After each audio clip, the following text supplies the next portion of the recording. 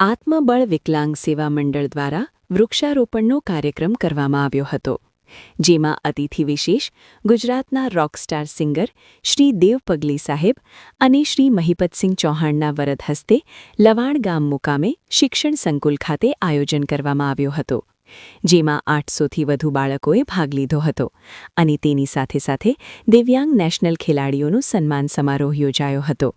તેમાં રાજ્યકક્ષાના સિટિંગ વોલીબોલના વિજેતા અમદાવાદ તથા આણંદની ટીમોએ રસપૂર્વક ભાગ લીધો હતો.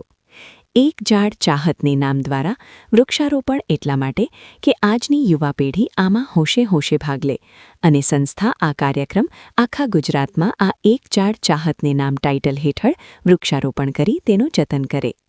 આત્મબળ ટ્રસ્ટ દેવ પગલી સાહેબ અને મહિપતસિંહ ચૌહાણ સાહેબને આ ભગીરથ કાર્યમાં જોડાયા બદલ હૃદયપૂર્વક આભાર વ્યક્ત કરીએ છીએ તથા સંસ્થાના અમારા કાર્યકરો તથા ટ્રસ્ટી મિત્રોનો આભાર વ્યક્ત કરે છે. અમારો એક જ ઉદ્દેશ છે કે એક ઝાડ ચાહતને નામની મુહિમમાં આખા ગુજરાતની યુવા પેઢી જોડાય અને ગુજરાતને ગ્રીન ગુજરાત બનાવીએ. દિવ્યાંગોને લગતી આવી જ ઉપયોગી અને સચોટ માહિતી મેળવવા માટે મારી ચેનલ રજનીશ મકવાણાને લાઇક, શેર અને સબસ્ક્રાઇબ જરૂર કરજો. હેતુ: દિવ્યાંગોને આત્મનિર્ભર બનાવવા અને યોજનાઓની જાણકારી આપવી. વિનંતી: આ માહિતીને તમારા ગ્રુપમાં ફોરવર્ડ કરો.